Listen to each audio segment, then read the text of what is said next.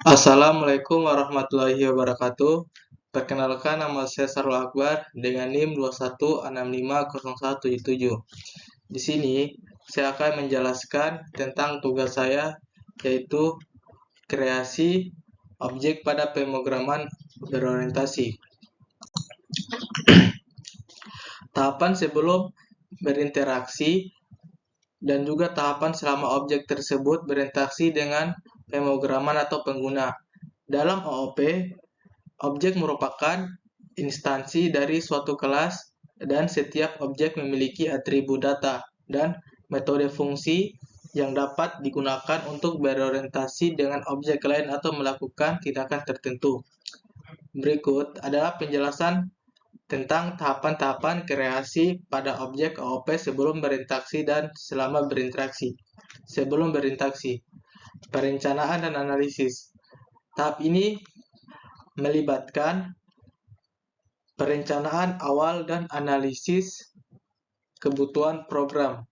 Anda perlu mengidentifikasi objek-objek yang akan digunakan dalam program serta atribut dan metode yang dimiliki oleh masing-masing tersebut.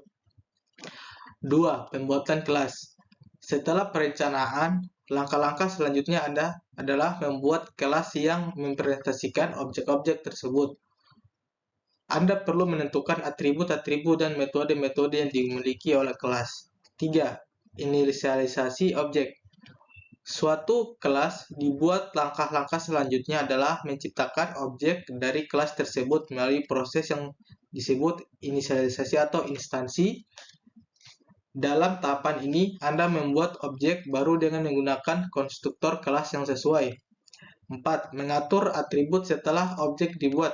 Anda dapat mengatur nilai-nilai atribut objek sesuai kebutuhan. Atribut ini mempresentasikan data yang dimiliki objek.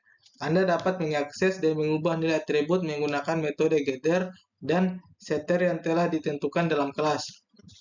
Selama berinteraksi, pemanggilan objek dapat berinteraksi dengan pemrograman atau penggunaan melalui pemanggilan metode dalam kelasnya.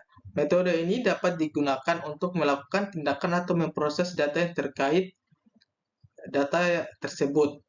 2. Interaksi antar objek. Objek dalam OOP sering berinteraksi satu sama lain. Mereka dapat berbagi atau saling memanggil metode untuk mencapai tujuan tertentu. Interaksi ini memungkinkan objek bekerja sama dan saling bergantung untuk mencapai fungsionalitas yang lebih kompleks. Penggunaan interaksi dan polimorfin. OOP memungkinkan pengguna konsep interaction dan polimorfin. Interaction memungkinkan objek turun, child class, mewarisi atribut dan metode dari induk parent class. Polimorfin memungkinkan objek dengan tipe yang berbeda untuk digunakan secara serupa melalui mekanisme operating interface. Pengolahan kejadian event handling dalam objek OOP dapat merespon kejadian atau peristiwa tertentu yang terjadi dalam pemrograman. Melalui mekanisme event handling, objek dapat menjalankan metode tertentu suatu kejadian seperti klik tombol input dan pengguna. Penanganan ekspansi handling selama berinteraksi. Demikian penjelasan saya. Bila ada kurang mohon dimaafkan. Billahi taufiq wal hidayah. Wassalamualaikum warahmatullahi wabarakatuh.